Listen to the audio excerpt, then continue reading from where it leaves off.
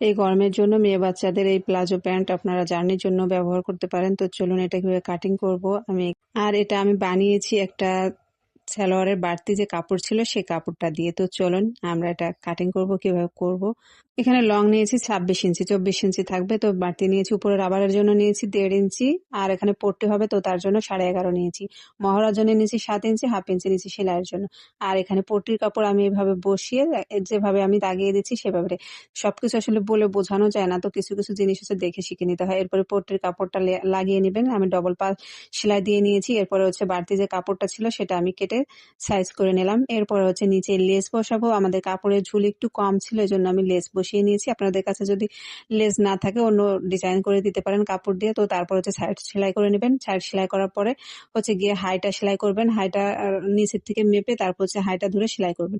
এরপর রাবারের জন্য উপরে 3 সুতা পরিমাণ সেলাই দিয়ে দিবেন। এরপর রাবার নিচ্ছি আমি এখানে 18 ইঞ্চি নিয়েছি। আমি একটু লুজ রাখার জন্য নিয়েছি। আপনারা হচ্ছে যদি বাচ্চা চিকন হয় তাহলে হচ্ছে 16 ইঞ্চি বা 17 ইঞ্চি নিবেন, কারণ সেলাইতে আবার 1.5 ইঞ্চি চলে যাবে। তো আমি কিভাবে সেলাই করছি এটা কিন্তু আপনারা দেখতেছেন। এভাবে করে সেলাই করে নেবেন। তারপরে হচ্ছে সেলাই দেওয়ার পরে একটা চাপ সেলাই দিয়ে দেবেন। এই প্লাজোটা বানিয়েছি আমি 4 থেকে 5 বছরের বাচ্চার